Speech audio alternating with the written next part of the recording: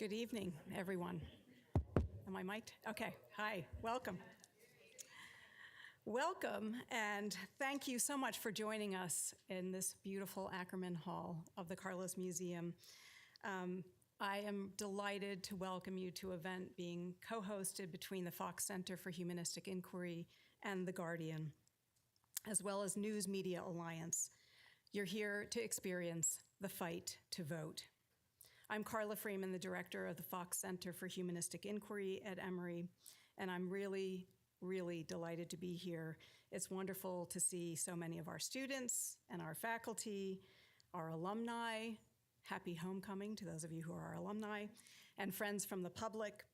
I'm sending out a hearty welcome as well to our live audience who are joining us on YouTube, Emory's YouTube channel. As many of you know, the annual theme of the Fox Center this year is democracy, past, present, and future. Our 24 Fox Fellows include Emory faculty visiting from Spelman and Georgia State, postdoctoral and graduate fellows writing PhD dissertations and books, as well as a dozen very talented undergraduate fellows writing their honors theses on topics related to democracy, examining its promises, its fault lines, and foreclosures in diverse locations, from sundown towns in the American Midwest to Putin's Russia, and analyzing punk rock as a medium of dissent in the Czech transition from communism to democracy, to the surveillance of women's rights in contemporary China. In this frantic stretch before the November election, tonight's spotlight on the United States brings together scholars, journalists, and activists on the past, present, and future of voting rights and voter suppression, what's old and what's new when we consider where we are now, in 2024, in Georgia, as well as nationally. I want to welcome Julie Mashak, the Guardian's Director of Philanthropy, Strategic Programs, and Events, joining us today from New York, and Kira Lerner, Deputy Washington Editor for The Guardian US, who have worked really closely with our team in the Fox Center to organize this gathering. Kira Lerner joins us from DC, where she oversees coverage of democracy issues. Needless to say, a busy beat in recent years. She's previously reported on voting rights and elections for other outlets, including State's Newsroom and Vote Beat, and I invite her to tell us a bit about The Guardian's ambitious and important, and I think quite novel decision to designate a whole team to expand news coverage on threats to democracy in America. So before I introduce our panelists, I want to welcome Kira to the podium to tell us a little bit about what The Guardian is up to.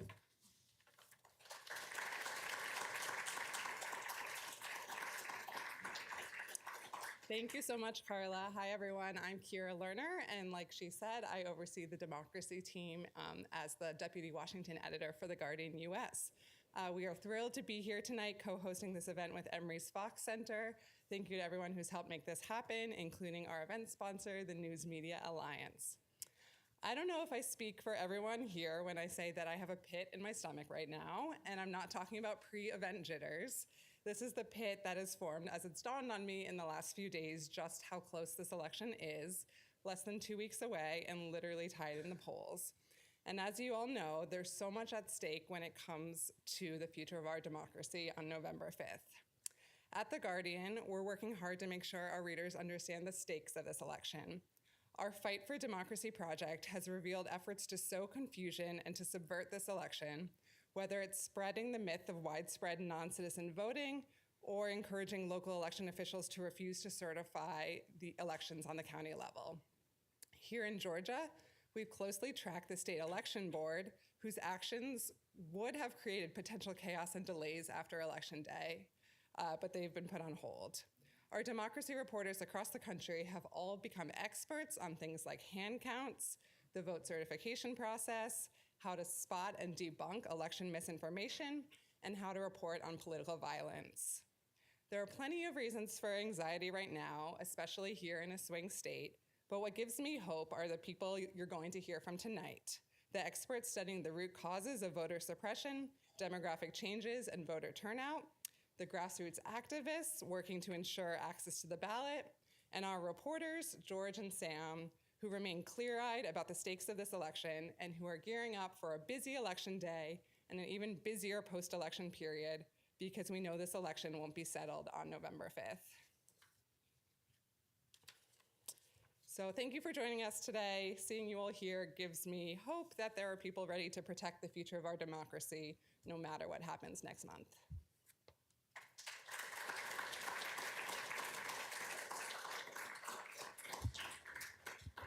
I share that pit in your stomach. Tonight's event will be held in two parts. First, we'll be joined by a panel of Emory faculty and one Guardian journalist, all experts on American politics, democracy, the history of race, and the vote, among other things. There will be time for questions after each of the two sessions, so please feel free, and I encourage you to take a couple of index cards. We're trying something new this time by asking people to write their questions on a card, and our moderators will be reading the questions aloud. So please don't be shy, be energetic on the question front. For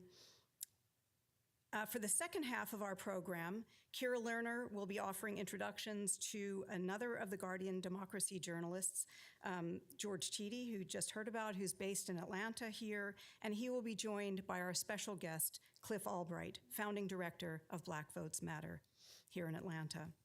So now to introduce our panelists on the first panel. Alan Abramowitz is the Alban W. Barkley Professor Emeritus of Political Science at Emory, a scholar and public voice on American politics, elections, voter behavior, and party realignments in the US. The author of 7 books, most recently, The Great Alignment, Race, Party Transformation, and the Rise of Donald Trump, and The Polarized Public, Why American Government is So Dysfunctional. He's also a frequent contributor to the New York Times, the New York Review of Books, the AJC, the Huffington Post, and on university campuses in the US and abroad. He is widely known for his plain-spoken and nuanced take on American electoral politics. Carol Anderson is the Robert Woodruff Professor of African American Studies and an award-winning fellowship recipient, award-winning teacher, and award-winning author of 5 books, including most recently, One Person, No Vote, How Voter Suppression is Destroying Democracy, and the second, Race and Guns in a Fatally Unequal America.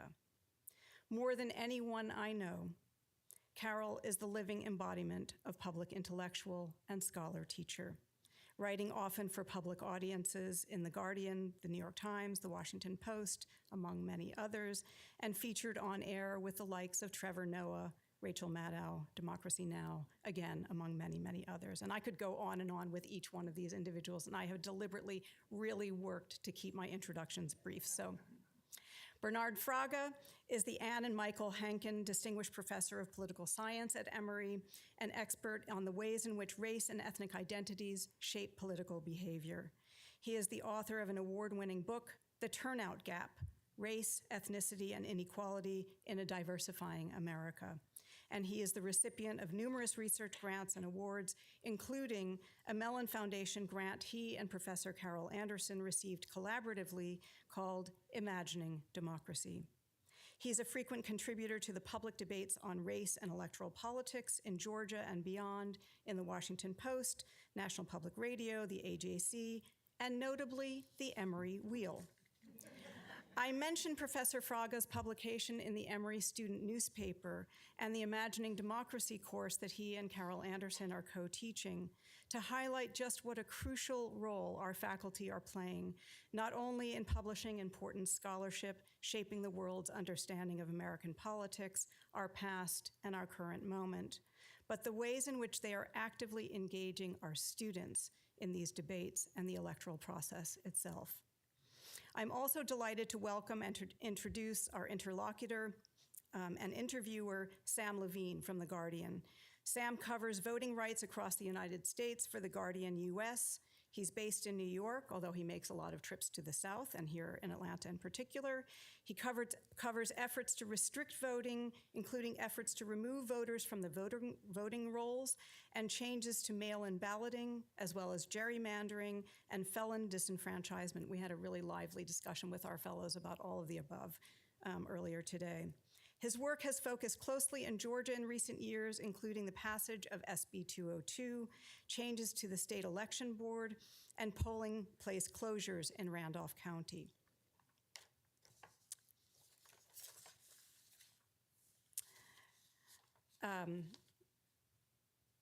Sorry, we had a rearrangement in our schedule, so I have to rearrange my introductory remarks a little bit. Okay, I think that's it. We're ready to welcome the panel.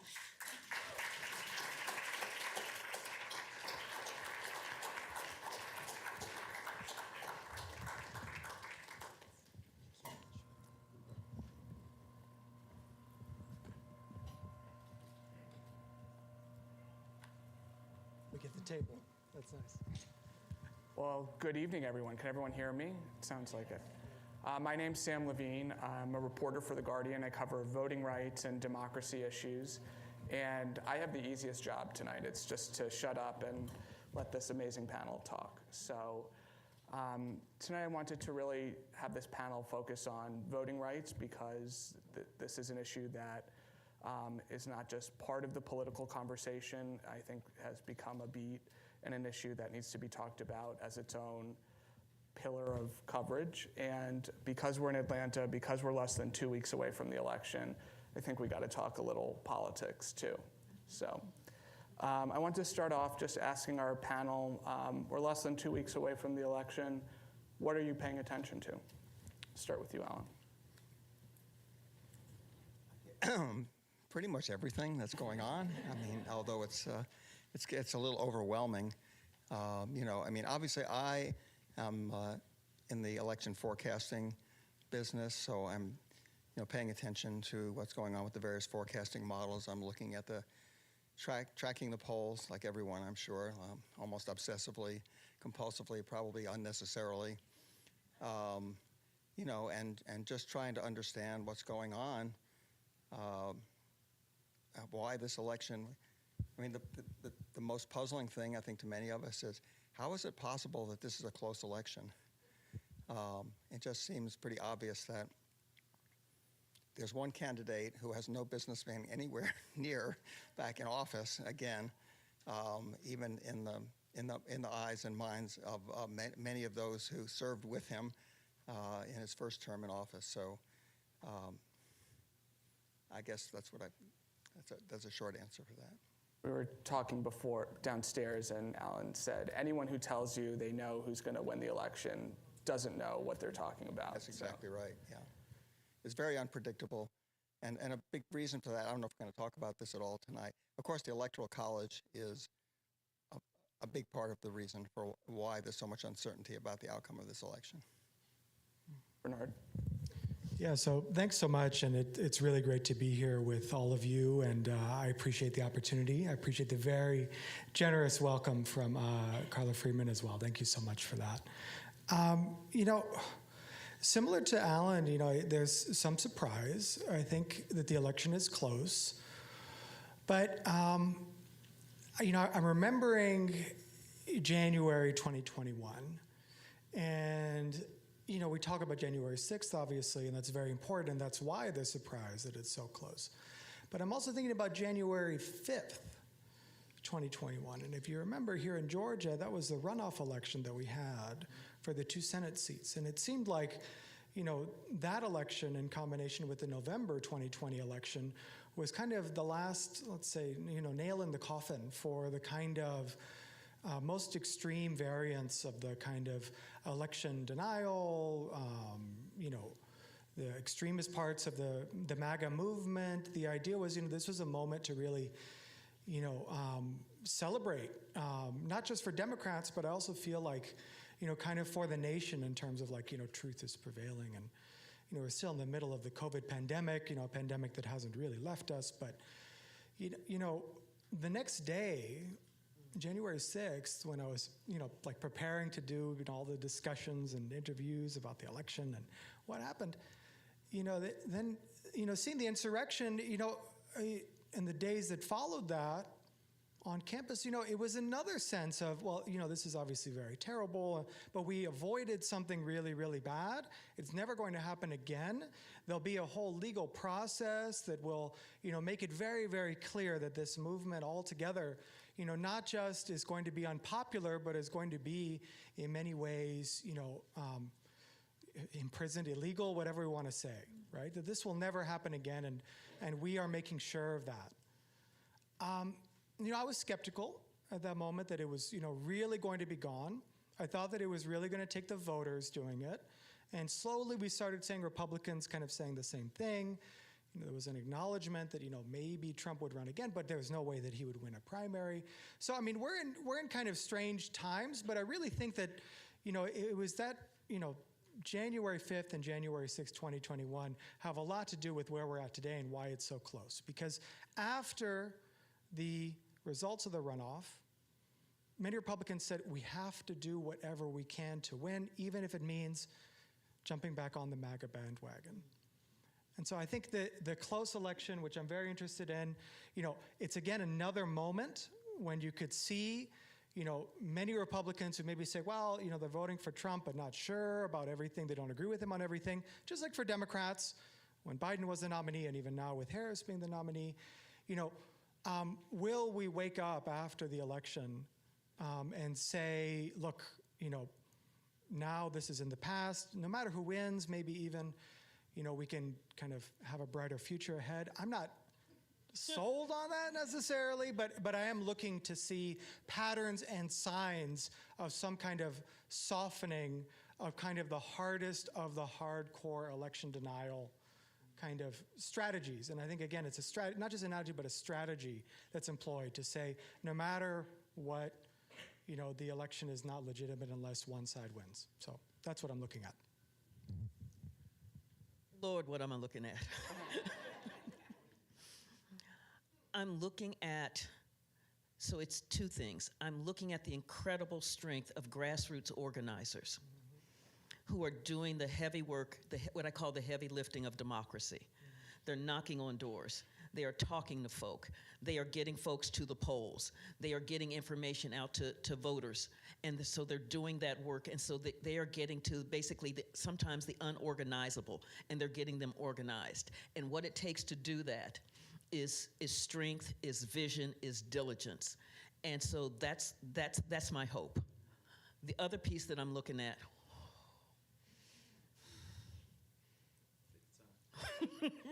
because we're going to have church up in here.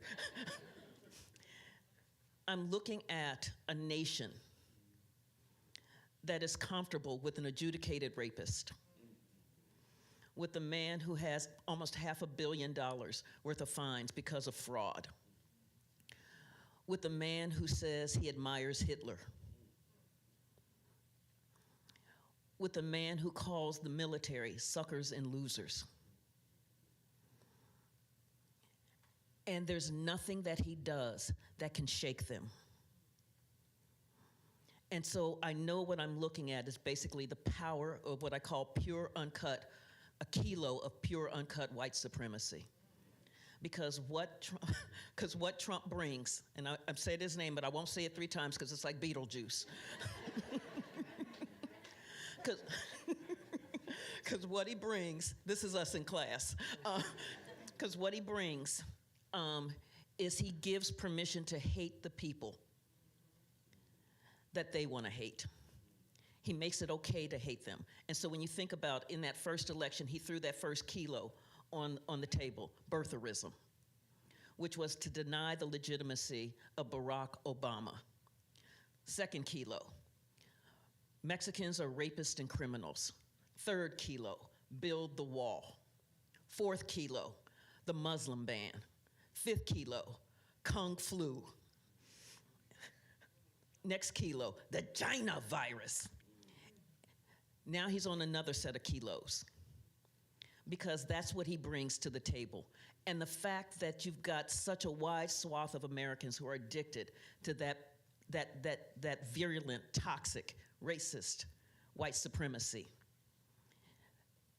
is troubling, beyond troubling, because what it means is that we have, even if the election goes where the really competent woman wins. It means that we have a large swath of our population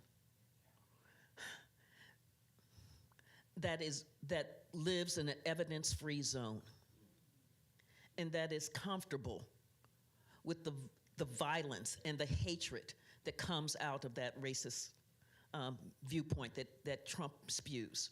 So that's what I'm looking at. I'm looking at those kind of big tectonic plates. So it's that clash between that vision of a truly multiracial, multicultural democracy and what we call a Herrenvolk democracy, where you have a small strata of whites who are at the very top and a large swath of a rightless labor pool that generates enormous resources that just eddy up to that small strata. And so it is that clash that I've got my eye on. I want to stick with you, Carol. How confident are you that the 2024 election is going to be free and fair, and that the person who gets the most votes will be seated in the Oval Office in January 2025?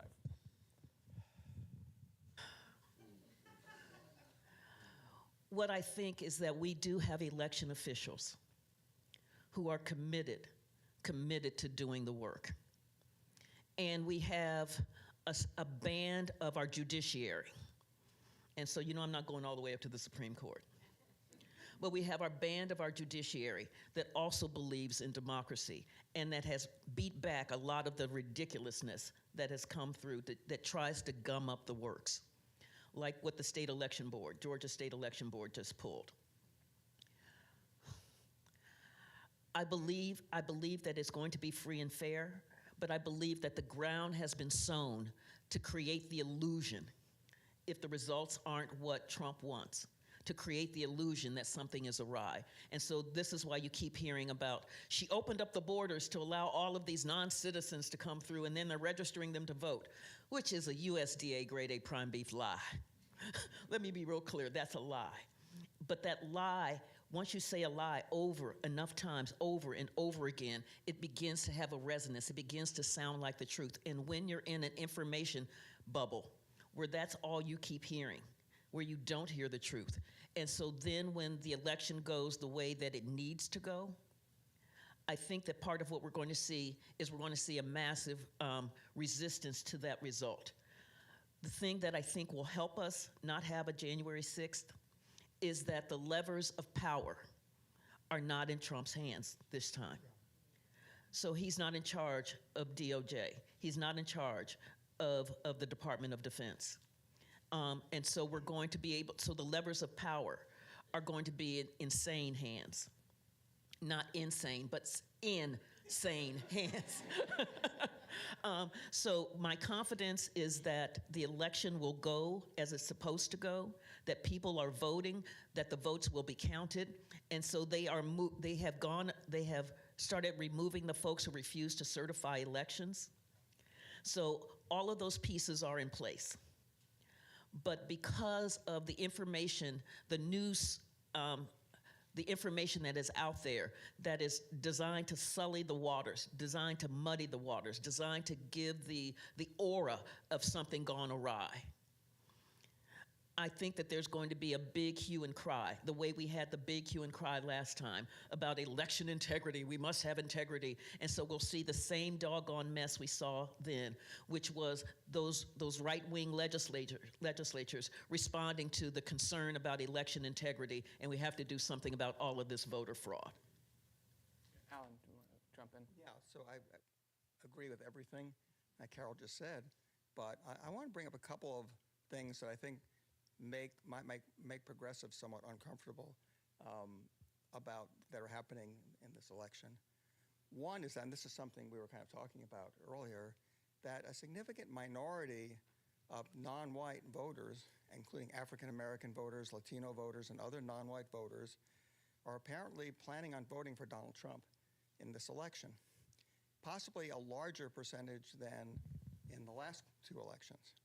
I'm not sure that that's actually going to happen, but it looks like, and some of the polling certainly is suggesting that is a possibility, and that is a very surprising thing in a lot of ways.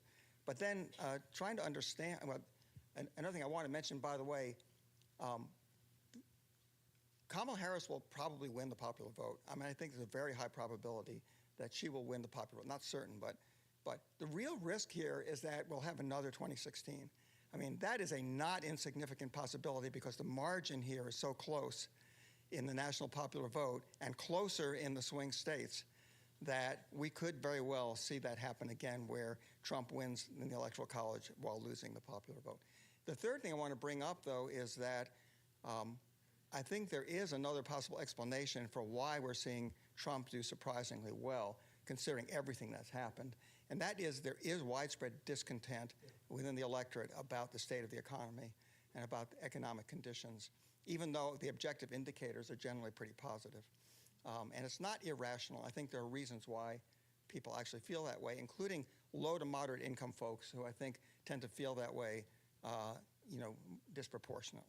And I think that is a factor that is driving some of this support for Trump, is people looking back and thinking, oh, things were better for me and people like me when Trump was in the White House, in terms of my real income and how my family was doing. And that's something that I think, it's a big problem for the Democrats. Biden is unpopular, so if Biden was running, I think this election would be gone, right? But fortunately, he's not. But even so, he's dragging Kamala Harris down. His approval rating is underwater. It's not quite as bad as it was a few months ago, but it's something like -14. Disapproval higher than approval.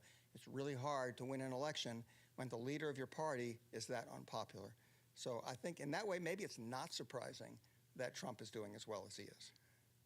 Bernard, could I pick up on something Alan said? What should we make of that polling that shows President Trump doing better among black voters, among Latino voters? So much of the politics that he's brought to America have been shaped by race, have been racist, and yet we're seeing, this kind of support. What should we make of that? Well, two things. First of all, I think the support is real. I think I always think back to like previous elections, but the day after the 2020 election, when the results were coming in and we were analyzing county level and some precinct level data that was coming in, and looked at South Texas and looked at Florida, other places too, at the Latino vote, heavily Latino areas, counties that are 90% Latino, for example, and saw a huge kind of gain by Republicans there. And some analysts, including friends of mine and people that I trust, said, there's no way this is real. This is fake. This is some weird, exit poll isn't working, or something is in demographic change. Even there were all these kind of weird explanations because people couldn't understand that there could be gains in Latino support for Trump in 2020, but there were. He did about 8 percentage points better with Latinos than he did. Now, again, Latinos are still heavily Democratic constituency in terms of voters, in terms of the broadly voting eligible population, and then including non-citizens and others in that as well. So, that's the one part. I'm worried about a similar narrative that I already see being set up for black voters in this election. And I think it's, to be nuanced about it, right? The discussion has to begin with black voters are still the most reliable Democratic constituency of any other racial and ethnic group. White women, it looks like, once again, are going to vote majority Republican in this election, like they did in 2020 and 2016. So, we have to, despite Dobbs and all these other things, so I think we have to be really clear that a group shifting to the right is still groups that are so disproportionately Democratic, right, that we can't say that this is something about the coalition kind of fracturing or whatever. But it also points to this important idea that I talk about in my book, which is voter turnout. So what we saw with Latinos in 2020 was that Trump and the Republican Party more broadly in 2020 and in 2018 to some degree as well, had been able to find and mobilize Latino Republicans who were conservative, and if they weren't Latino, any analyst would say, oh, that's like bread and butter, Trump kind of Republican, lower levels of education, conservative on crime, conservative on immigration, but not voting before. didn't feel like they had a reason to vote, didn't feel like their vote mattered, whatever it is, didn't feel like they had a voice. They turned out for Trump in 2020. So it's not Latino Democrats shifting to the Republican Party, it's Latino non-voters shifting to the Republican Party. I think we're seeing something similar with African Americans. Again, vast majority are going to be voting Democratic, but the small gains, which I think recent polling I saw from yesterday, like this is real, right? It's mostly conservative black voters, Republican identifying or aligned with the Republican Party, not participating previously. The third group that I want to talk about, which is not a racial group, young men. So a lot of ink spilled about what's going on with young men, misogyny, all these other parts. That's all true, but again, I think some of the shift we're seeing, where it looks like Trump is doing better with young men than he did in 2020, again, young men are mostly Democratic leaning, but now maybe 50-50 split, is non-voting young men who are emerging, becoming part of the electorate. So again, that changes the narrative about what Democrats could do, which is not very much unless they want to suppress the vote of those groups, of those Republican-leaning segments of otherwise heavily Democratic constituencies, but also says there's a ceiling. And we're seeing that with Latinos. The polling that I've seen says Republicans are not increasing their vote share from Latinos relative to 2020, but they are sustaining the share that they got. With African Americans, we might see a little bit of a surge, but come 2028, we're not going to see like a 60-40 split. And with young men, I think it's a similar story. So, you know, some of this is actually the consequence of a more engaged electorate, is we're going to have to admit that there are Republicans in otherwise heavily Democratic-leaning groups. Carol, I wanted to turn to voter suppression, and I wanted to ask you, you know, we're living in an era when, you know, people aren't being asked how many jelly beans are in a jar or how many bubbles are in a bar of soap anymore. It's a lot more subtle. And, you know, in Georgia, after the 2020 election, there were sweeping voting changes. I mean, virtually, you know, the vast majority of the election code has been altered in some way. When you think, what does voter suppression look like today? How subtle is it? I say we move from Jim Crow to James Crow Esquire. But it has the same underpinnings. How do we make sure that these folks don't vote without identifying that we don't want these folks to vote? And how do we do it while looking like we're trying to protect democracy, when actually what we're really doing is sabotaging the citizenship of American citizens who happen to be black, who happen to be Asian American, who happen to be Latino? How do we do that? And so when you looked at the 2020 election and when you look at the runoff in 2021, what you saw was a massive surge of voters, here in Georgia. And they flipped the state blue, and they flipped the Senate with Ossoff and Warnock. One of the things you would hope, expect is not the term, one of the things you would hope is that folks would look at this and go, wow, look at that embrace of democracy. Look at all of those people who didn't believe that they had a stake in this democracy before, and look how they withstood a pandemic to come out and vote. Look how they believe so much in the power of their vote. We need to embrace that.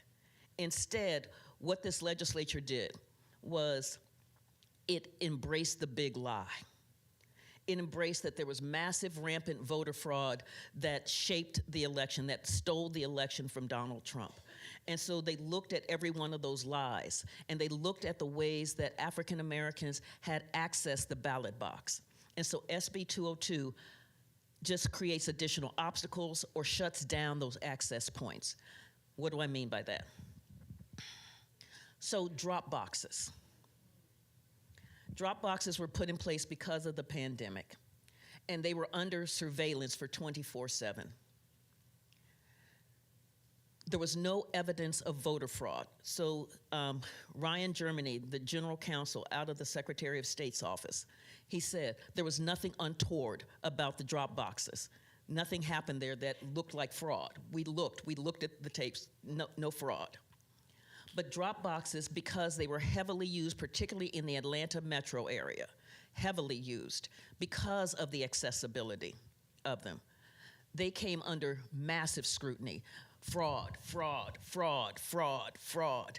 And so you see an algorithm went in place that disguised itself as trying to be equitable, saying, well, you know, there were some counties that didn't have a drop box. And so now we're saying that every county has to have at least one drop box. And we've used this algorithm. Well, what that algorithm did is it removed something like 90 drop boxes from the Atlanta metropolitan area. It not only removed almost 90 drop boxes from the Atlanta metropolitan area, it changed the access to them. So instead of these drop boxes being outside 24/7 for early voting and for the general election, now they're only available for early voting, and those drop boxes have been put inside the early voting sites. And so when those sites are open, that's when you can use that drop box. But here, work with me here. If I'm going inside the building and I've got my ballot, why don't I just turn it in? So it makes drop boxes unusable, and that's what it was designed to do. And so each one of those methods that African Americans used became part of the obstacles put in place to access the ballot box. And again, it comes under the language when you read through the hearings for SB 202. They keep talking about we need to reinstill confidence in our constituency that we have free and fair elections. We have to make sure that we don't have voter fraud. So 3 recounts didn't instill confidence that there wasn't massive rampant voter fraud. Having the Republican Secretary of State and his office say, we've looked, no voter fraud, nothing that is sizable, nothing of the millions of votes that they're talking about, or the 11,780. Though that did not happen. And so what we're seeing here is, and it was a way that the fraud got identified. It got identified in Fulton County. And so it got attached with race. And again, what happens there is that you see how criminality gets linked with race, gets linked with these urban areas, and so it becomes plausible. So black folk, so it's when Rudy Giuliani, who did 3 hearings before the legislature in December of 2020, when Rudy Giuliani talked about Shay Moss and Ruby Freeman passing around USB ports as if there were cocaine and heroin. And he's like, and I was a former district attorney, U.S. attorney in the Southern District of New York, so I know criminals when I see them. I mean, that kind of talk got him a $148 million fine, I must say. But what it also got us was SB 202. Yeah. And Alan, how much of a difference could these measures make in an election that's going to be as close as this one looks to be? If we're talking, 50 votes, 50 block votes here, 100 somewhere else, how much of a difference could that make?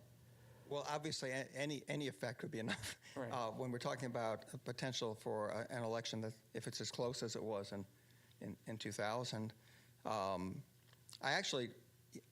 don't think the drop boxes are going to make a difference.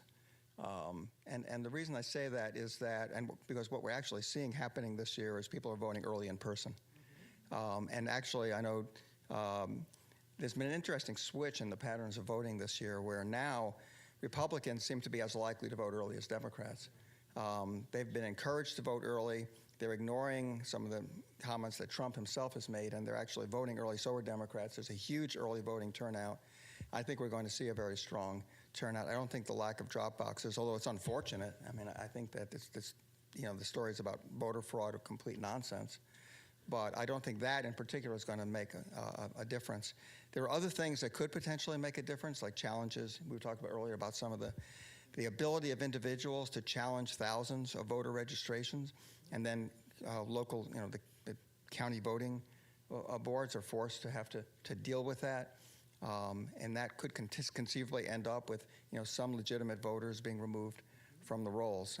We don't know. I don't think we know yet what the numbers are going to look like there, but that's something that could potentially make a difference. So, but I mean, overall, I'm impressed by the way that the elections being conducted in this state. I think that fortunately the courts have avoided the most egregious decisions made by the state election board that would have definitely created a lot of problems after the election. So I'm fairly confident that we're going to see an outcome here where the actual, the vote count will reflect the actual, voting preferences of the electorate. But it's not to say that there couldn't conceivably be some problems. And I've got to say that part of the shift that you're seeing is because of the incredible work that these grassroots organizations are doing in terms of providing voter education to the populations, saying, okay, no, don't use the absentee ballots because the drop boxes aren't there and you can't trust the U.S. mail. Right. Vote early. Vote early. And this is how you find your early voting site. And so it has been that education work, that voter education work that grassroots organizations are doing, because they have consistently figured out, how do you move around all of these obstacles? How do you go under them? How do you go over them? How do you go through them? And that has been so essential in Georgia. I'm thinking during this conversation, when I first started my job at The Guardian, Cliff Albright and Latasha Brown came to visit us in our office, and we were chatting, and I think we asked them, what's one thing that people don't understand about voter suppression? And I'll never forget this. They both said, people don't get that you can't quantify voter suppression. It's something that's very difficult to measure. And people who push back on the idea that voter suppression even exists in 2024, they say, well, look at the numbers. Early voting in Georgia, numbers are up, registrations are higher than ever. The challenges are getting thrown out. So this is all nonsense. And I wanted to ask each of you as academics, we can start with you, Bernard, how do you think about studying an issue like this, and how do you think about bringing some quantitative metrics to this issue? So, I study voter turnout. My book is on voter turnout. I look at racial disparities in voter turnout. I believe in voter turnout. I haven't voted yet, but I will. Voting is very important. But I actually think, and this I think builds on what, was said in the conversation that you mentioned, turnout is actually not the right metric for thinking about suppression. I think we have to think about it as the burdens, disproportionate or at least differential burdens being placed on certain groups, right? So the drop boxes, as Professor Anderson was saying, it was not so much about like, well, we're going to have them or we're not. It was the idea that it was more equal to say that you had one in every county. Every county could have had one in 2020. Some counties decided not to. They all had the power to do so, but some said, no, we don't really want to do that. Other counties said, this seems really good. Let's do it. The idea that the state came in and said, well, that we're not going to allow, that kind of discretion to local election officials to do what is best for the voters in terms of making sure that every Georgian can participate. That's like a different kind of thing. And the idea that voters are able to navigate around barriers that are put up or change the method that they're voting, that's not a sign that the barriers don't exist, right? Yes. That's the way that I try and think about things, and when I do the work, is about the burdens that voters face. Are we changing the opportunities that voters have available? Now, the issue with that kind of burden framework is that if you look at the US in kind of cross-national comparison, we have a lot of opportunities to vote. Like most places don't have anywhere near the kind of robust vote-by-mail infrastructure we have in almost every single state. Most places don't have, like advanced democracies, right, in Europe and other places, early voting. That doesn't really exist.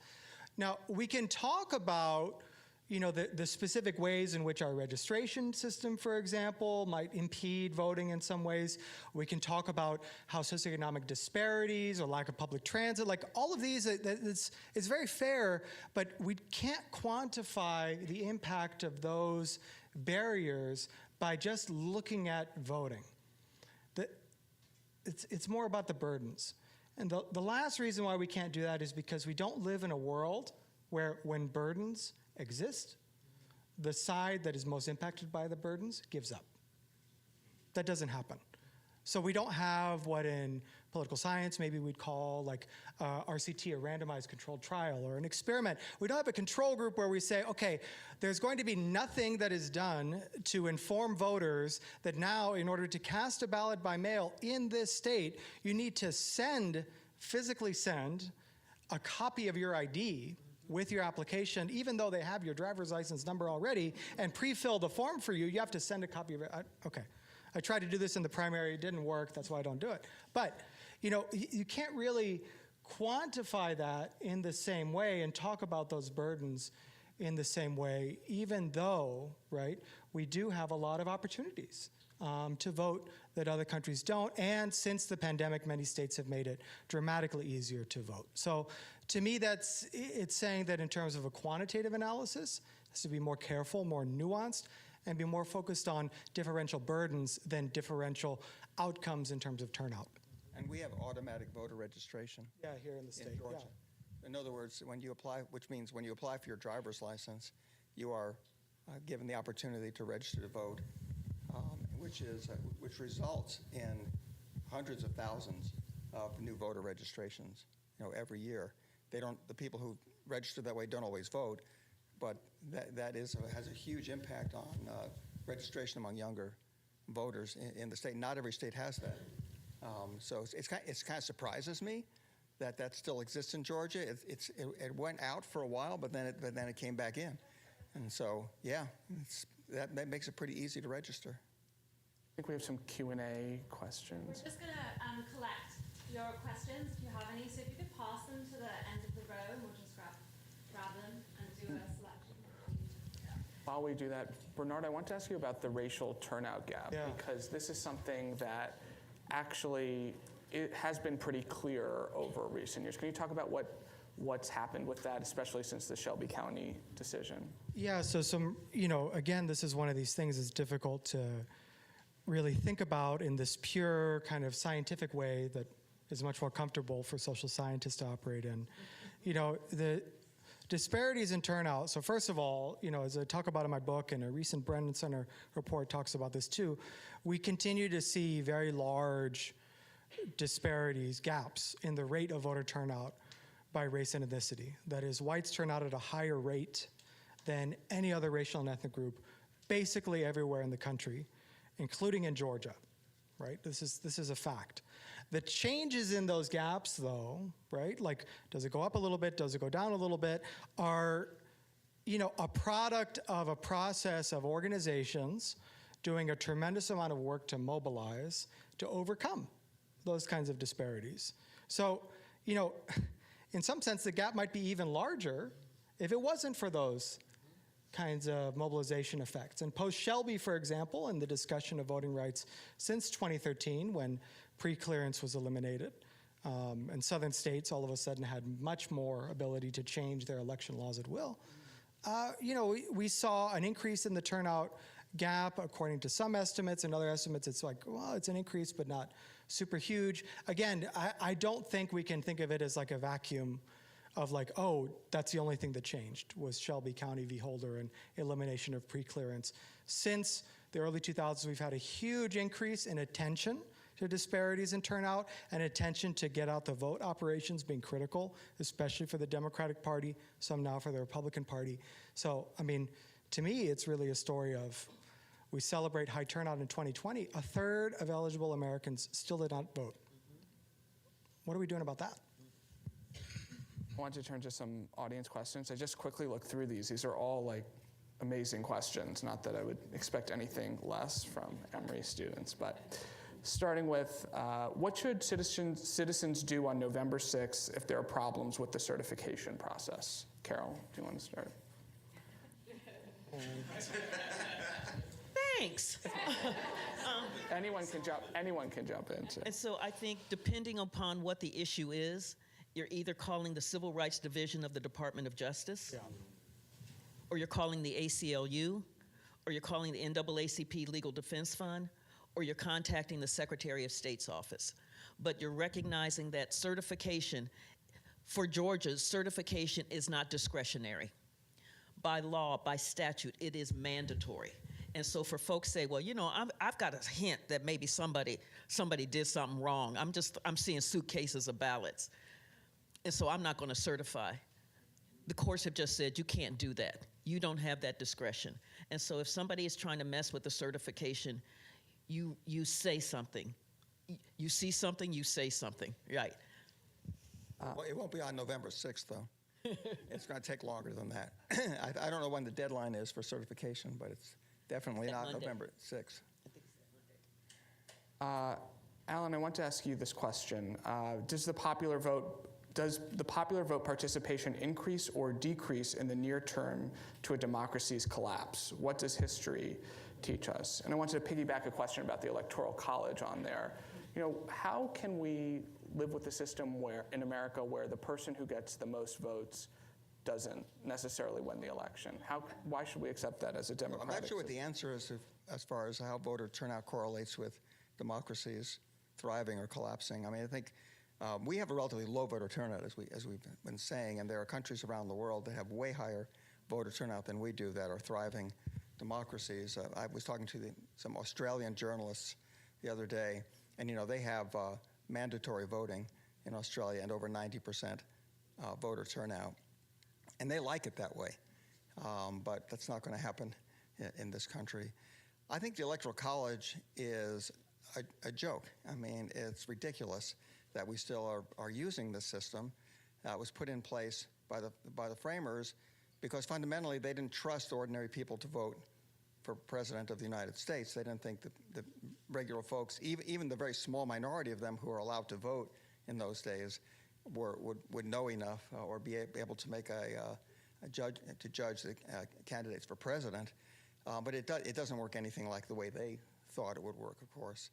But yeah, it's crazy, but it would require a constitutional amendment to get rid of the Electoral College, and in our polarized nation, that is not going to happen.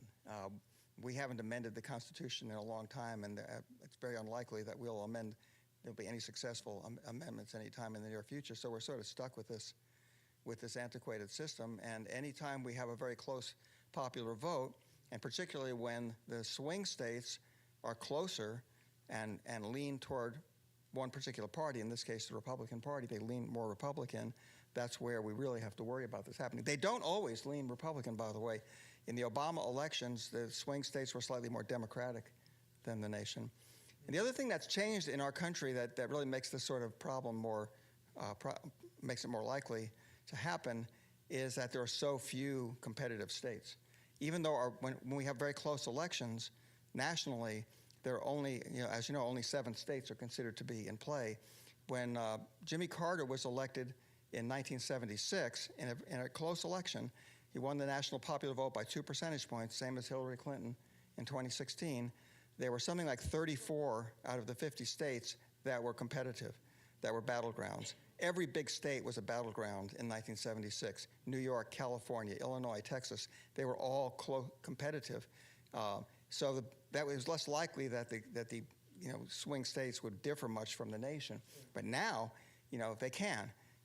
And in 2020, the difference between the tipping point state that determined the outcome of the election, which was Wisconsin, and the national popular vote was almost 4 percentage points of margin. Wisconsin was 4 percentage points more Republican than the nation. And Biden won it anyway, but he won it by an extremely narrow margin. And so that's what we have to worry about, I think, in this election as well. I don't think it won't necessarily be as big a gap in this election. At least I'm hoping it won't be. Because if Kamala Harris wins the national popular vote by only 2 percentage points, boy, we could see it again. If she wins it by 3 or more percentage points, then it probably won't happen. Next question. My family in very red states report women planning to secretly vote for Harris. Is there any indication that conservative women's support for Trump is overestimated in the polls? We have shy Harris voters, right? So there's always been talk about, there were shy Trump voters in 2016 and 20. In the UK, I know there's been talk about shy Tory. The shy Tory vote is a phenomenon that's been, debated about whether it really exists there. I don't know. I hope so. We'll find out. They're not telling the pollsters if that's the case. And I know that one of the things, so I've been reading a lot where they talk about women have been putting Post-it notes in the women's restroom saying, nobody can know who you vote for. It is, so basically, vote Harris.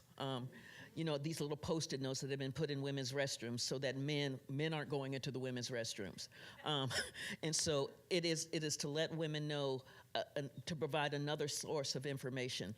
And I've heard from canvassers who have been knocking on doors, asking to speak to the woman of the house. And when the man answers the door, he's like, "Who are you?" And, well, I'm here for the Democrats, for the Harris campaign. Well, you can't talk to her, and close the door.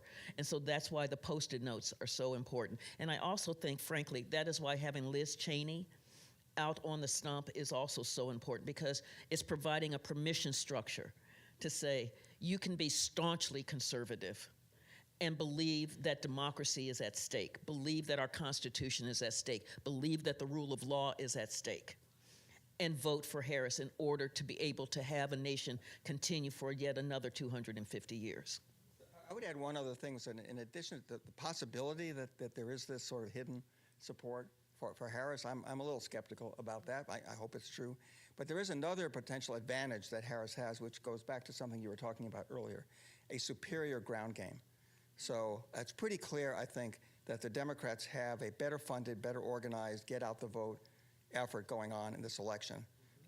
They're spending more money on it. They have more people working on it.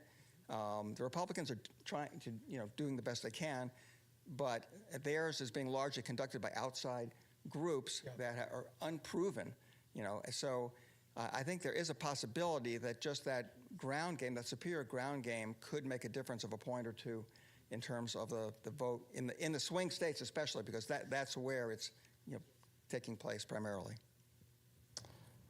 Another question, what motivates previous non-voting Black and Latino voters to vote in 2024? Bernard, do you want to? It's really interesting. I was just talking about this the other day. Last week I was at Legoland in Central Florida, right outside of Orlando, Winter Haven, right? And, being in Florida, large Latino population, right? Being at Legoland, like a lot of people kind of around my age, I have 2 toddlers, so bringing kids around, that kind of thing. And the degree to which there was comfort, very openly displaying, not so much like Trump stuff, although there was a lot of that too, but the very, I don't see it in the same way in Atlanta, guns on shirts, saying shoot to kill, this kind of thing. It was interesting. But it's a social environment where I think the idea is anyone walking into that kind of a scenario, you pick your kids up from school, whatever it is, you kind of, adjust a little bit, assimilate a little bit, if you will, into the local kind of situation, right? Some people resist that, and I get that. I have friends from Florida. They're in Gainesville, so they don't really have to do a lot of that themselves, but that's kind of the point, right? Is it people who don't have a solid kind of political attitude or viewpoint or whatever it is, they're going to receive a lot and take on a lot of what's kind of in the social environment that they're around. And I saw a lot of Latinos with similar, the Trump kind of paraphernalia, this kind of thing. And I thought about it, and I'm like, that might be something that I think some pollsters and analysts kind of know is happening. But it's really like an environmental thing in a lot of ways, too, where it's well, there's an election going on. People are talking about it a lot, not fully crystallized political views. Oh, but my friends are Republican, so I should kind of be Republican, too. We have decades of political science research saying there's a big socialization, mostly parent to child, but when you don't have that, it's friend groups. It's the people you talk to every day. So I think some of it is just in a world where Americans are getting more and more engaged. We had record turnout in 2020. So that means almost necessarily that you have people who weren't voting now voting.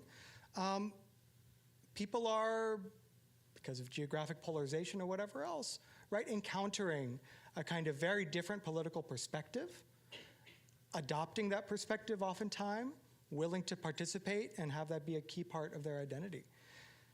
Again, this is among a set of voters who are already have a proclivity to conservative politics, right? I want to say one other thing, but it's important to keep in mind with the Latino vote is that it's always been far from monolithic.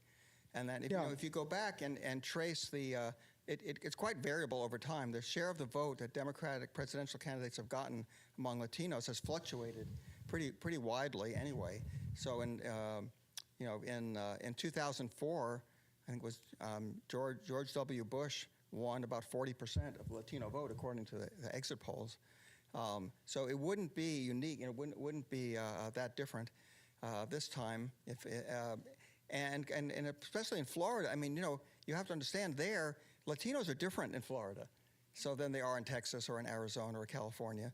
And because there's a much larger share who are Cuban American and now Venezuelans, and those folks are very anti-communist, and many of them fled, repressive left-wing regimes, and seem to feel a natural affinity for the Republican Party.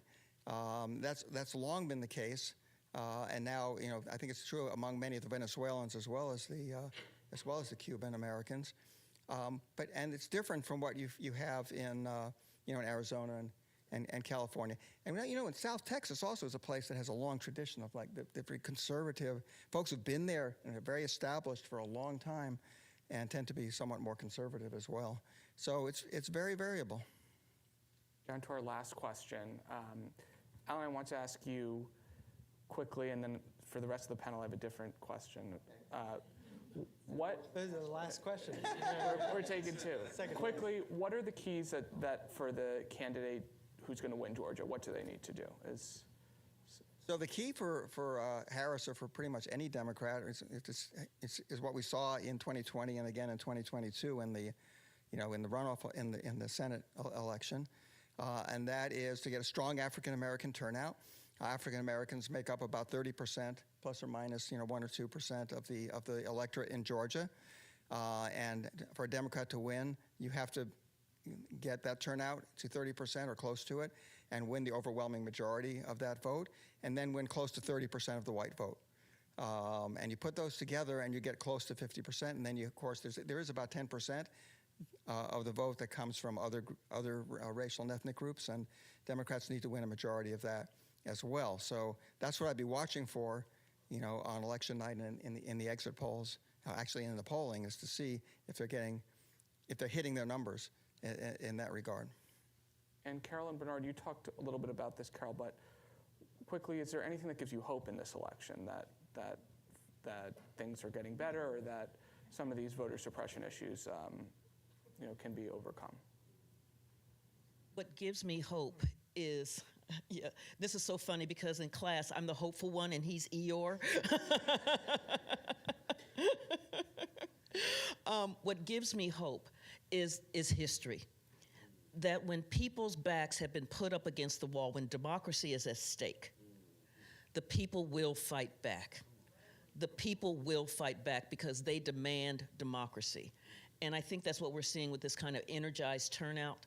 That's what we're seeing when we're seeing the poll numbers that look at Project 2025, and it's only got a 4% approval rating.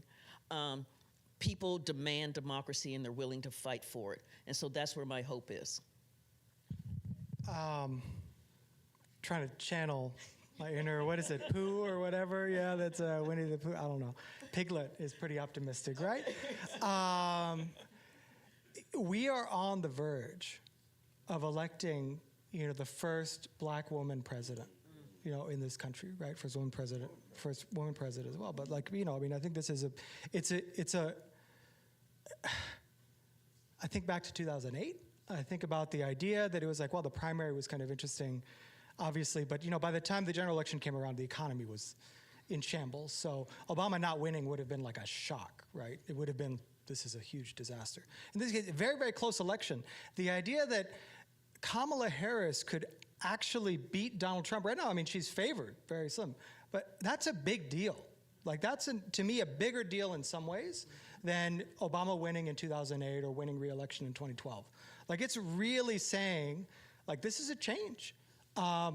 Harris is, a generation younger than Joe Biden as well. So I think, so 60, but like for young people, I think there's the idea that this is also a passing the baton in the Democratic Party, at least to some degree.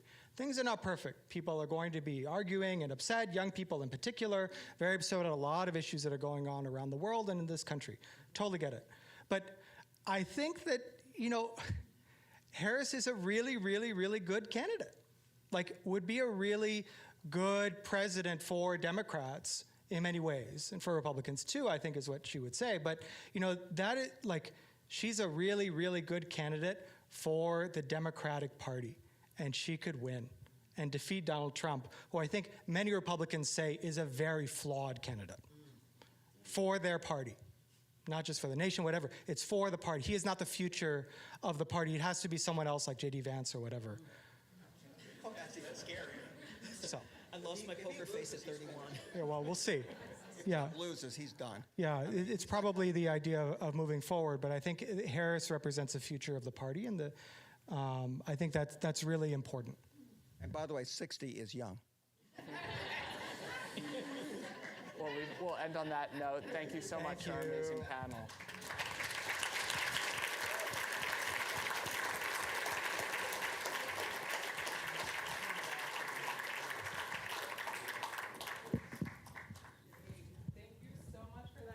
Conversation. Thank you, Sam, for ending on a somewhat hopeful note. I hope people's nerves are at least partially calmed. Now it is my pleasure to introduce the Guardian's Southeast Democracy reporter, George Chidi, who will be in conversation with Cliff Albright, co-founder of Black Voters Matter. A former reporter for the Atlanta Journal-Constitution, George's journalism career began in the U.S. Army and has ranged from covering the tech bubble in the 2000s to service as a small-town city councilman in Pine Lake, Georgia. He has written for Vice, Rolling Stone, Slate, and The Intercept, and contributes from time to time to local publications, Decatur-ish and Atlanta Magazine. His work over the last 2 years examines the causes of Atlanta's increase in violent crime and has won numerous awards: the inaugural John Lewis Writers Award from the Georgia Writers Association, a Good Trouble Honor from Atlanta's Center for Civic Innovation, a Guggenheim Fellowship for Crime Reporting, the National Award for Public Affairs Writing from the Society of Professional Journalists, an Ambie nomination for the podcast King Slime, covering the Young Thug trial, and an Emmy nomination for his quarterly public affairs series, The Next Atlanta on Fox 5. George is coming to us straight from a Trump event in Zebulon, Georgia, and I'm sure he will be happy to tell you all about that. Cliff Albright is co-founder and executive director of Black Voters Matter Fund, which builds community and organizational capacity related to Black voting power. He's also the president of Strategic Cliff Notes, and he's written about voting rights for The Guardian. Cliff and I personally go back to 2018 when I spent a week on the Black Voters Matter bus, which they were calling the biggest black bus in America. And I got to see personally how effective their outreach is to Black voters across Georgia and across the South. In 2019, he wrote in The Guardian, of all the emergencies that this country currently faces, the electoral process and the overall health of U.S. democracy may be the most daunting. Without further ado, please welcome George and Cliff.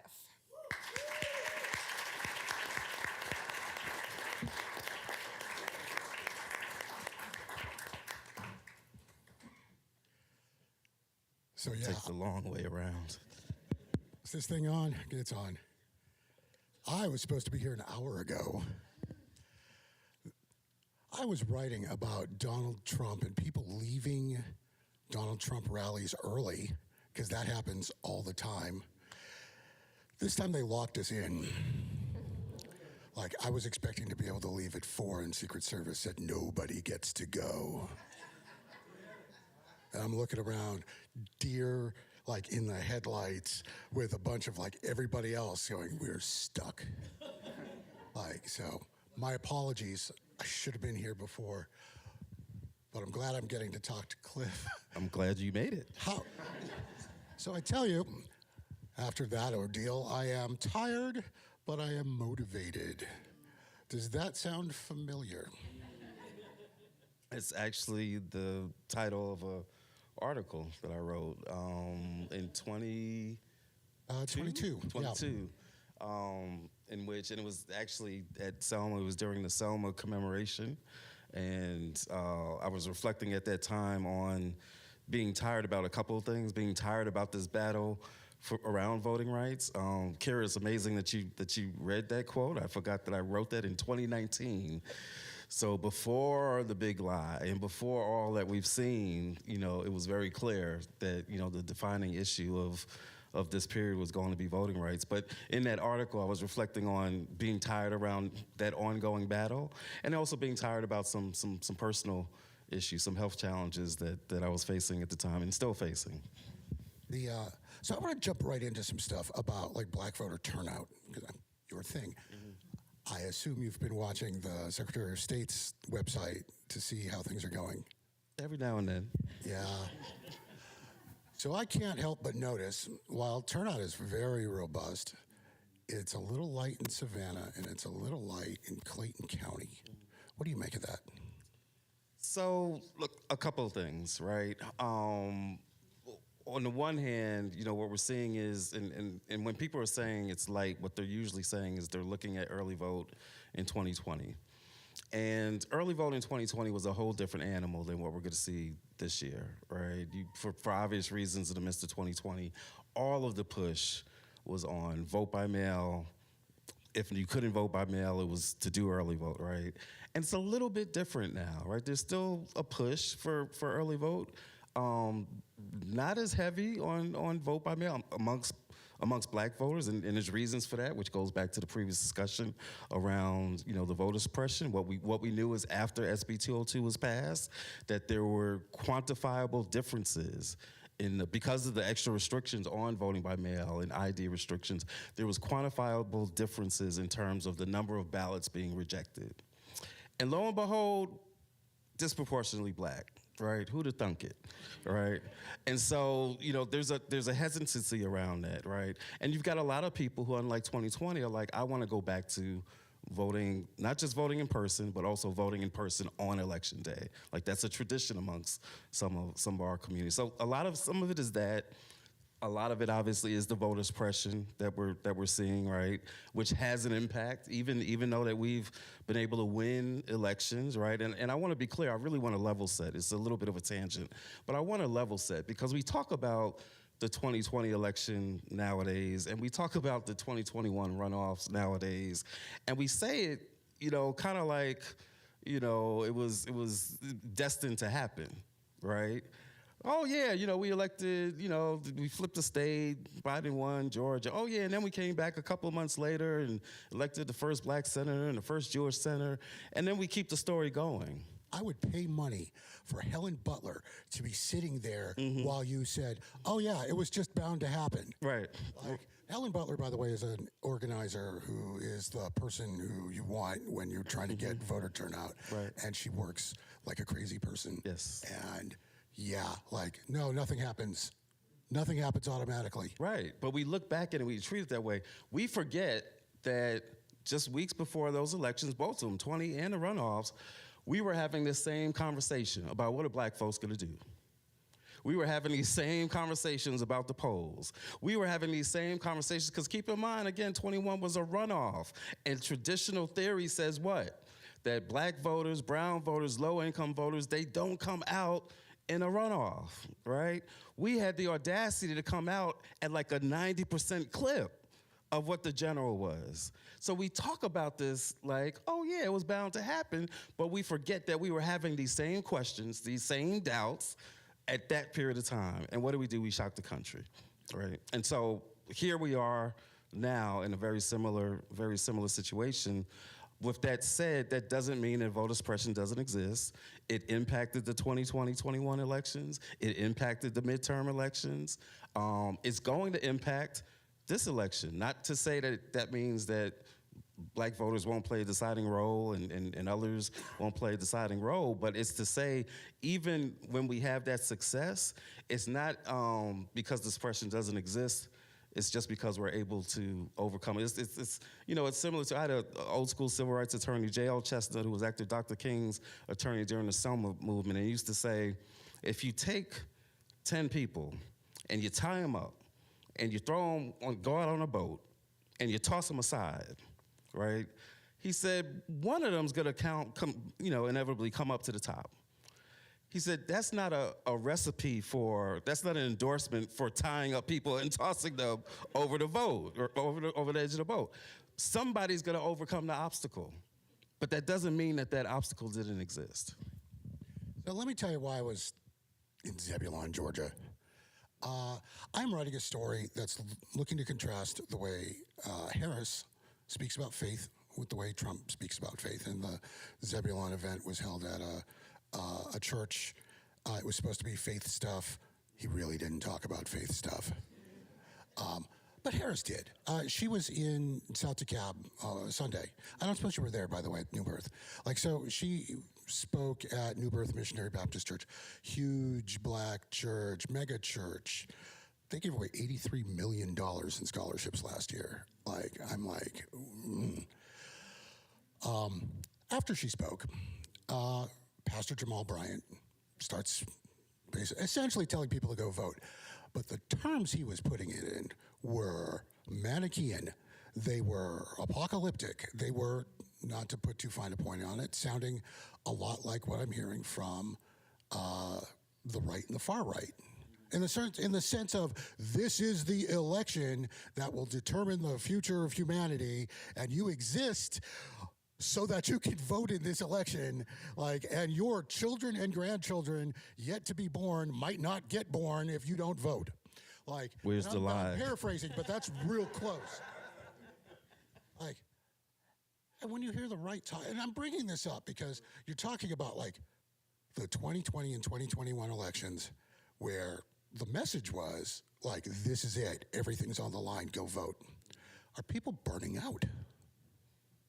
Yeah, I mean,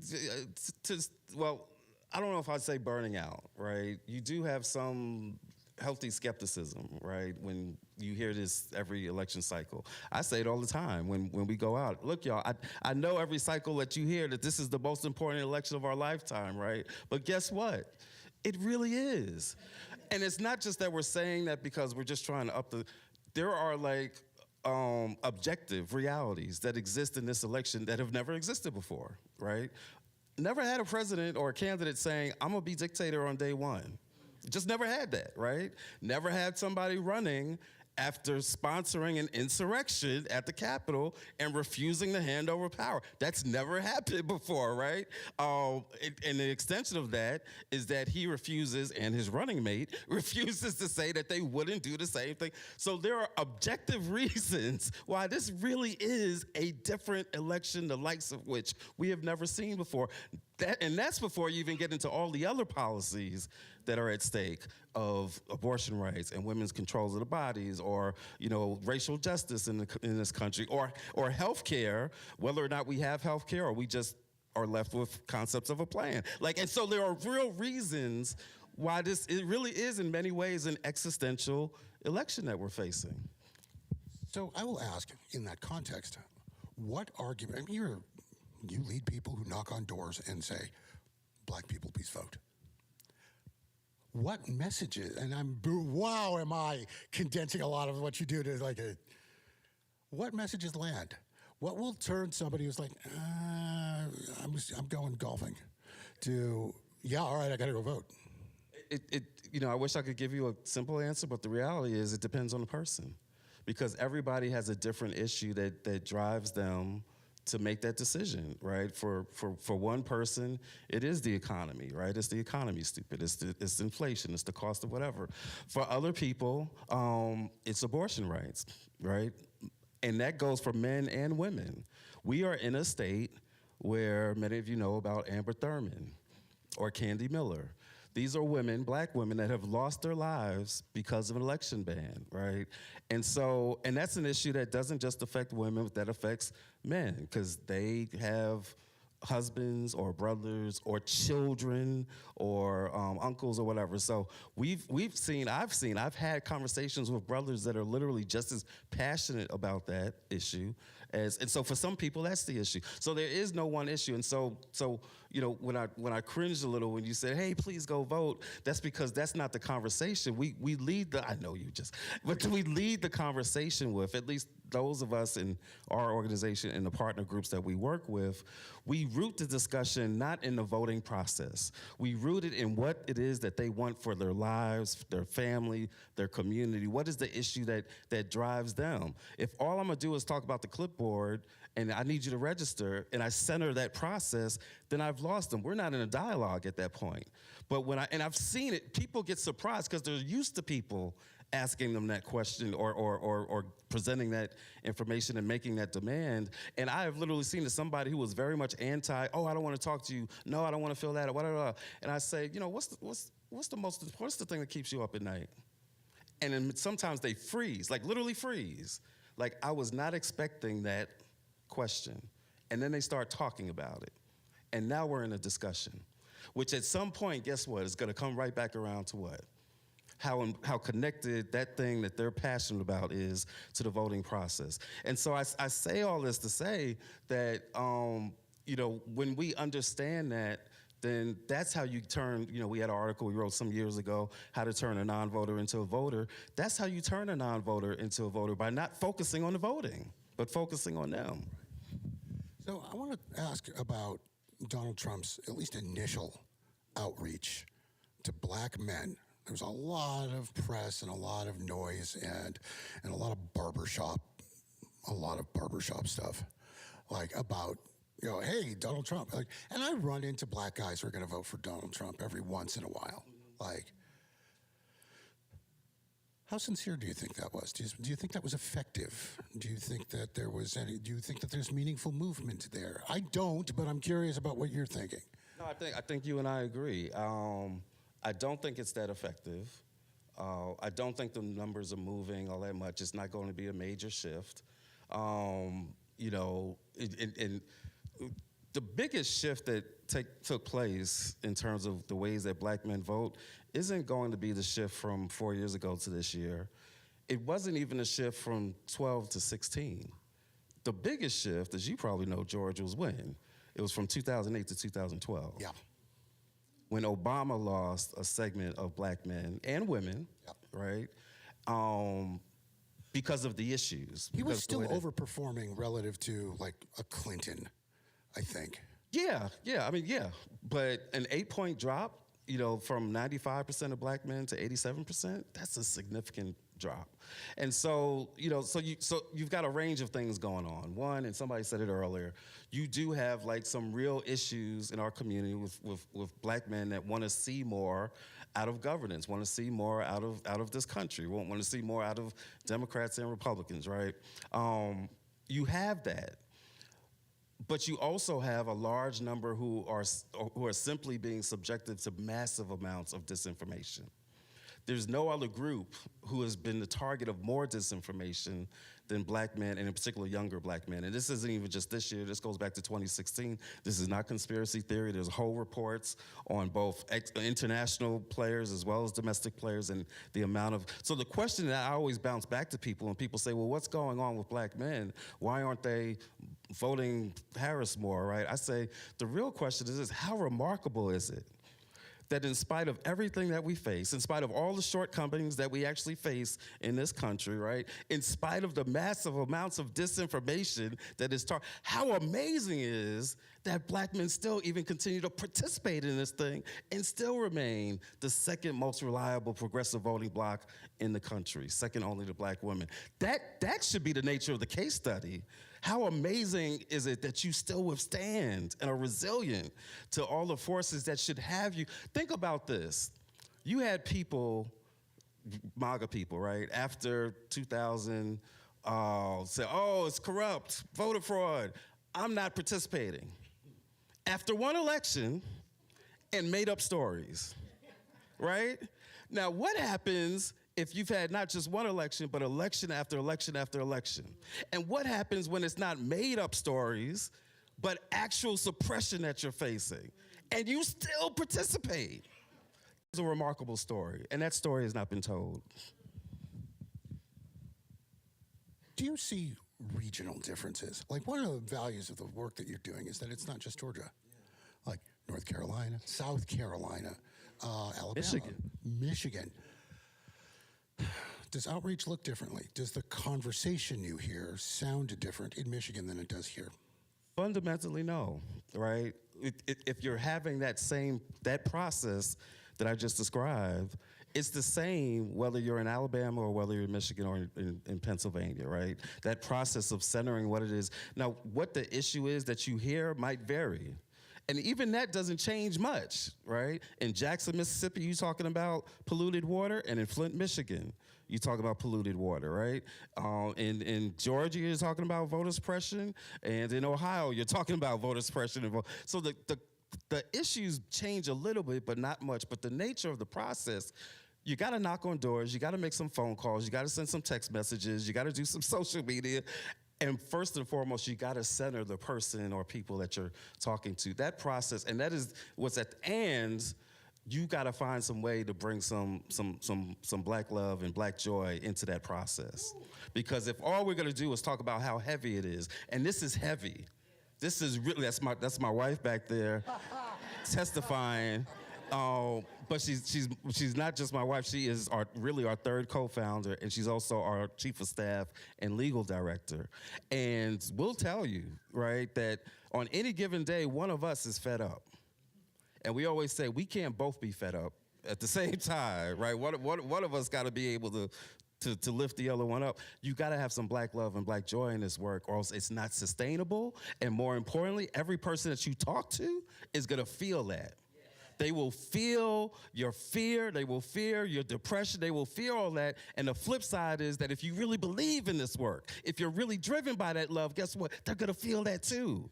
And so that's why we always talk about within our circles, we got to believe in this work that we do. This ain't play work. This ain't performative. We either believe in this thing that we're talking about, this liberation and freedom and rights, or we don't.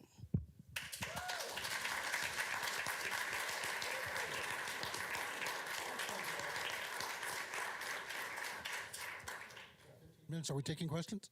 Yeah, we'll do questions. Okay, good. So if you have an index card and you have a question that you like, please write it down and I'll come and collect them in about 10 minutes. Good stuff. Are there more index cards? Yeah. So one of the things I want to talk about is this idea of the black voter is not a monolith. Even though some of the issues rhyme. My family, like half of my family, is Nigerian. And there's this peculiar cultural and economic conservative strain in sort of black immigrant communities, and you've seen it. And I think that's fundamentally different in some ways from somebody who was born and raised in South Atlanta, who is different from somebody who's a relative professional who moved to Atlanta because all this opportunity is here, who might be different from somebody who grew up with money in Atlanta. Are there archetypes in your head here when you're thinking about, like, do you segment like a marketer as you're trying to get at this stuff? I'm glad you asked that, George. So, we have some friends at an organization. I don't know if y'all have ever heard of Hit Strategies. It's a black-led polling organization. And they've done some really good research. And it's not just them, but they're the latest iteration of this that is literally broken down into 5 archetypes. And it's from like what we usually call the super voter, but they have a different name for it. It's like the older, traditional, democratic, reliable voter, and then it ranges from there down to like the skeptical, younger voters, the kind of like the Black Lives Matter, but they're not really into the electoral process. So and that's just 5 archetypes that they listed out, right? But there's really much more than that. Like even going back to your question about the geographic, about the regional differences, really the probably where you see more difference is you see more difference between like Atlanta and Cairo, Georgia, right, down South Georgia, than necessarily between Atlanta and Detroit. And so, because you got rural communities that, there is a little bit of a different, just a different culture than in some of our urban areas. So there's several different archetypes. And we know that within all of those, there is some conservative strain, right? There is some, it's no secret that, we've got a lot of people in our community that if you ask them what they would do personally about abortion, they'll say, no, never. But you ask them how they feel about the constitutional rights to an abortion, and they'll say, hell yes, right? We've always been able to separate out our social conservatism from our political conservatism. Those are not necessarily the same thing. And so being able to recognize that in the ways that we talk to our voters, ways that we talk to our community members is very important. Yeah, and I bring this up because, like, that kind of segmentation, the sort of deep dive understanding of a community, I think is applicable outside of just looking at black voters. Like that this is a process that literally anybody who is trying to engage in democracy, run for public office, would do well to understand. Like I'm thinking about the lessons you're learning that apply more broadly to politics at large. And the sad reality is, I believe that the conservatives, MAGA world, actually does that segmentation better than what we do. Because they are very good at picking out, and really what their segmentation is finding the grievance and doing the psychoanalysis to find out not what your hopes and dreams are, but what is your grievance. And for some people, that grievance is transgender is taking over the world. For other people, it's that men are being left behind by women who are doing better than us. For other people, it's the grievance is the criminal justice system is doing wrong, and there's no such thing as a progressive DA, right? There's some grievance, and they find it. And once they find it, they harp on it, and they flood you with information. There are commercials going on right now on conservative, rural, black church radio stations that most of us are not hearing and know nothing about. But on a regular basis, they're hearing about transgender people taking over the country, right?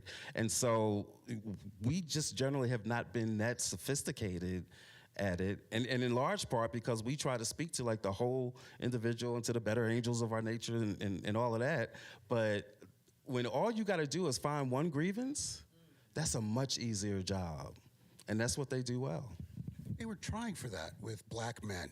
Like, I think they were like, that's, and actually I want to talk about black men as a issue that I don't think is separate from race in the sense of the gender gap.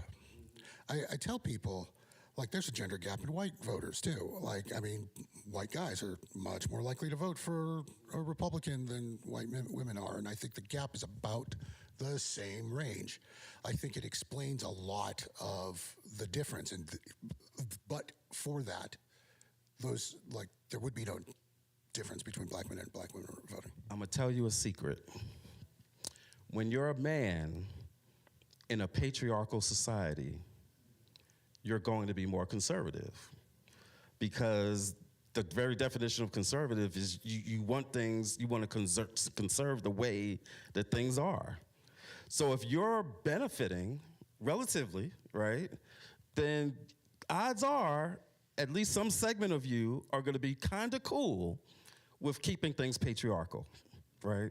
And so that's why you see some men in here real uncomfortable right now. And so that's why, as you said, that gap is not a black, when we talk about this, so often it's like there's something wrong with black men. Why aren't black men keeping up with black women? You never hear the discussion around why are white men more conservative than white women? Why are Latino men more conservative? You don't really hear that discussion, but with black men, it's like, what are y'all doing? Y'all are failing. Y'all are losers, right?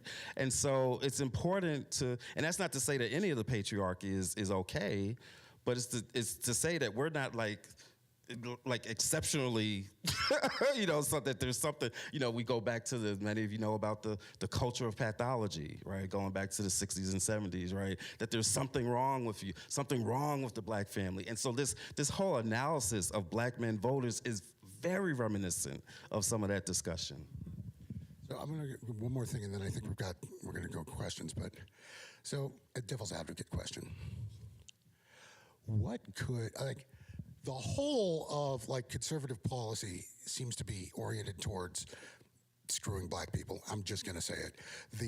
I look for examples of conservative policy where black people would do better than white people, and that they'd support it. And I can't think of any. I can't think of one.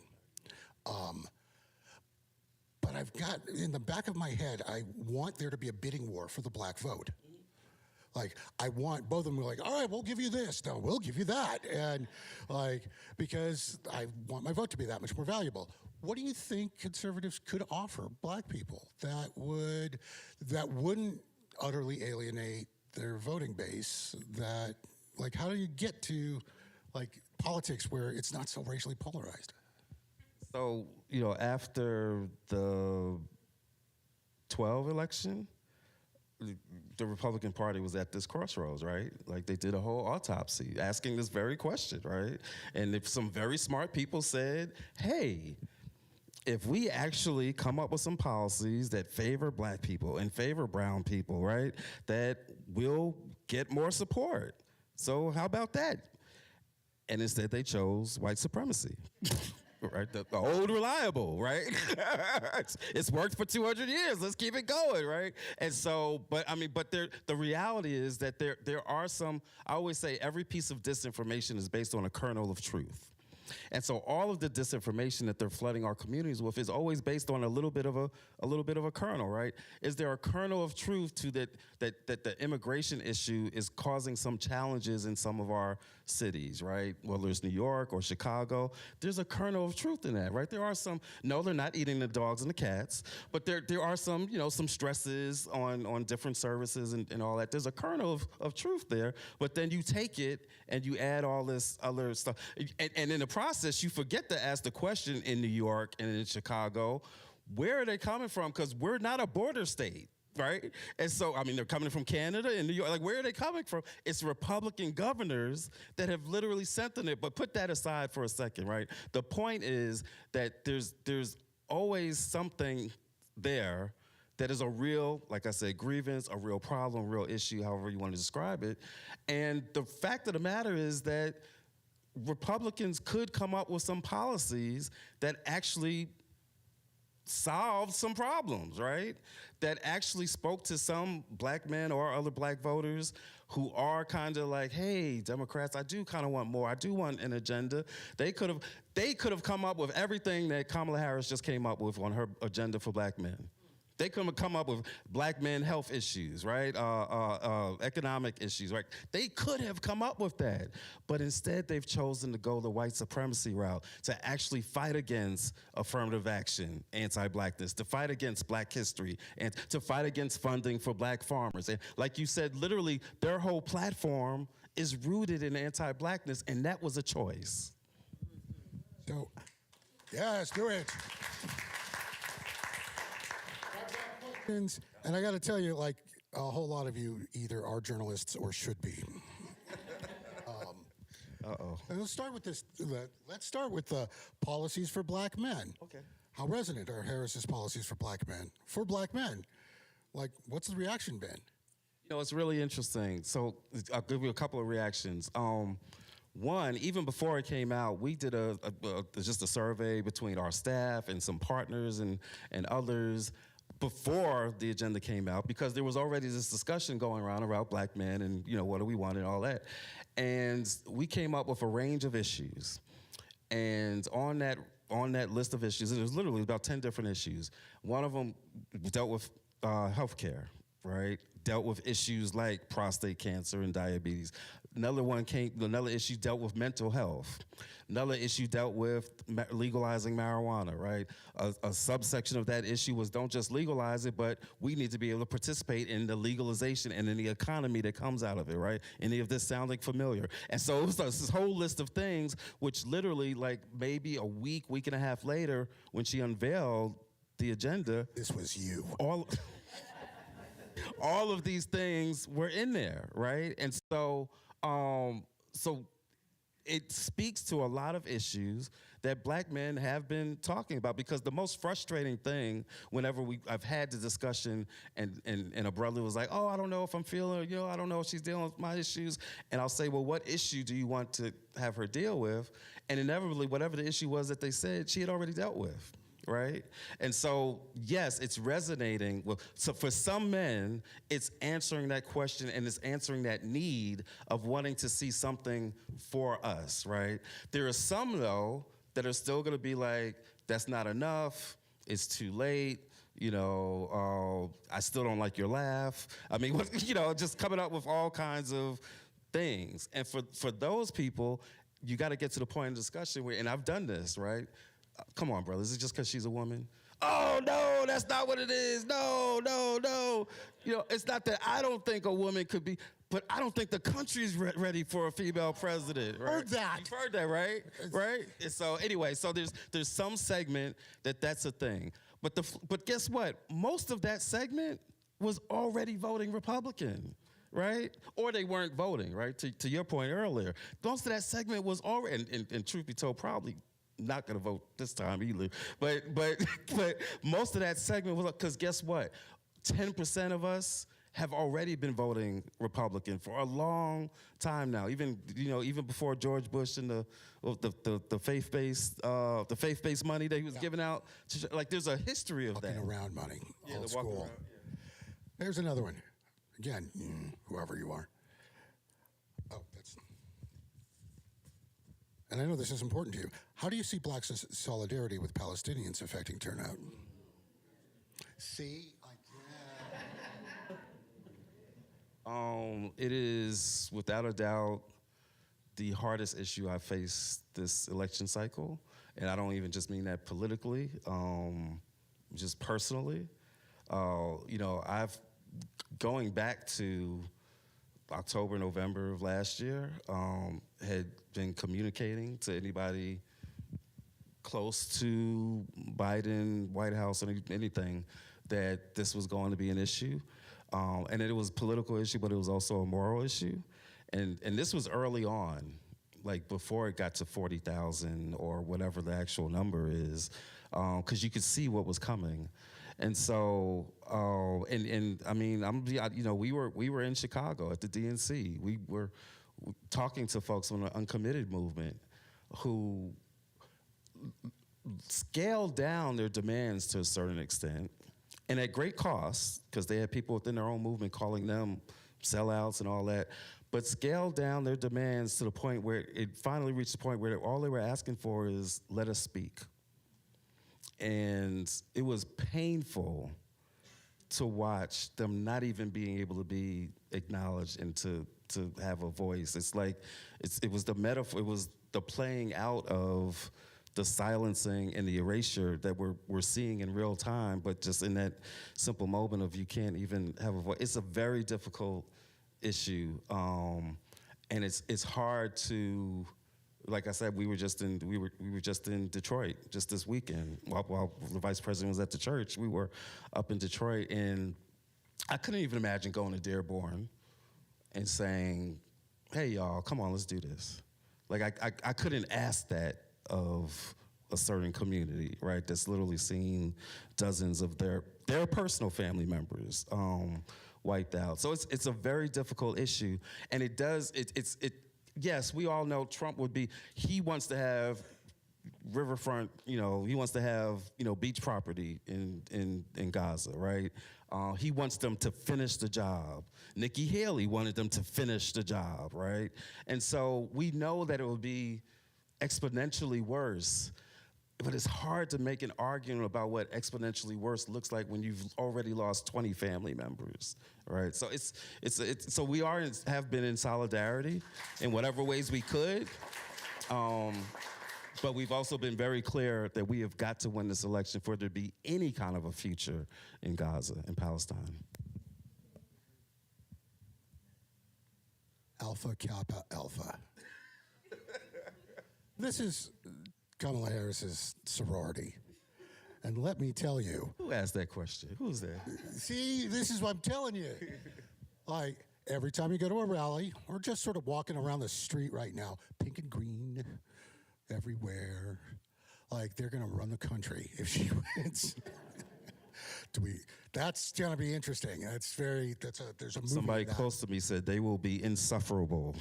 Yeah, might have been me. How does this change black turnout? Does this engage more than just college-educated black people?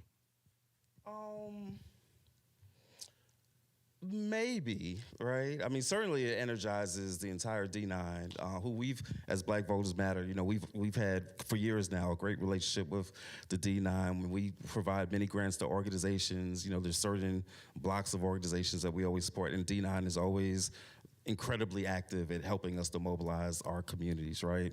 Not everybody on the street really cares about, what your fraternity or sorority is, but it does counteract to a certain extent some of what we hear, right, in terms of, oh, she's not black, or as Trump said, she just became black, right?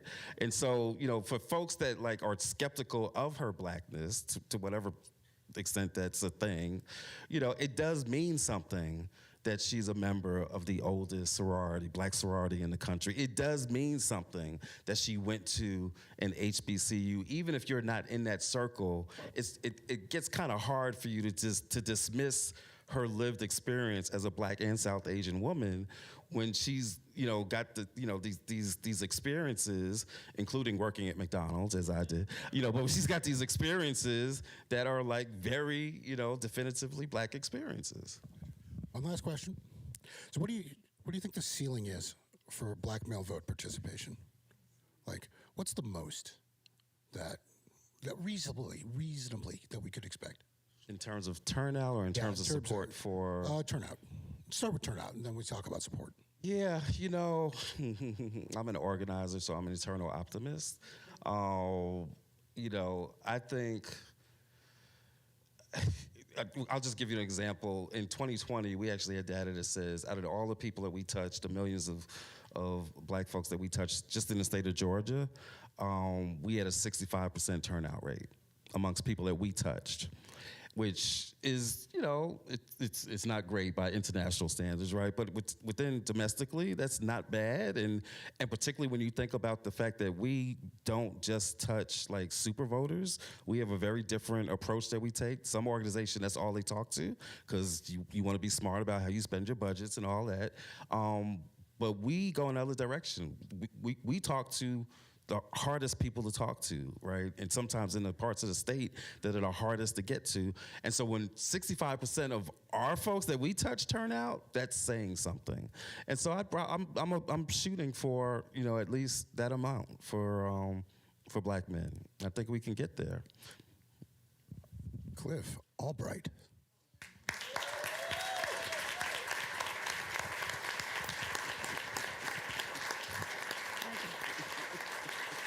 Thank you, Cliff Albright.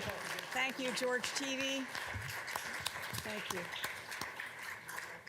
Glad you made it. Okay, until I'm not. Let's give a warm thank you again to Carol Anderson, Bernard Fraga, Alan Abramowitz, Sam Levine.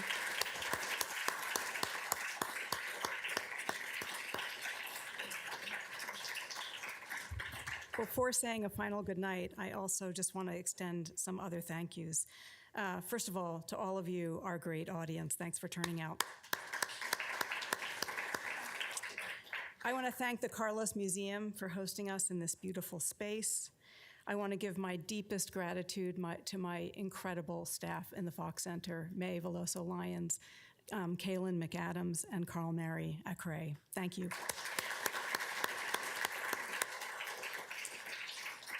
Thank you also to Julie Mashak and Kira Lerner at The Guardian, who did an amazing job and have just been the most gracious collaborators. I really appreciate it.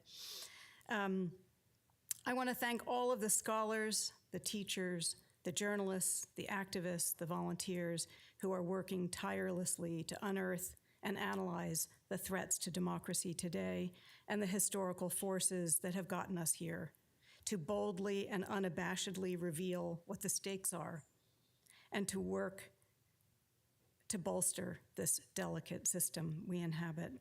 If you have not already done so, please go out and vote. Please know that tonight's program has been recorded, and along with our last event, Why Democracy is in Danger with Steve Levitsky and Carol Anderson, you may access tonight's recording for all of our public events on the Fox Center website. You might have noticed that tonight's event, this really important gathering, was free and open to the public. We also welcome your contributions on our website to help further the activities of the Fox Center. This concludes our program, and I just want to say hearty thanks to all of you.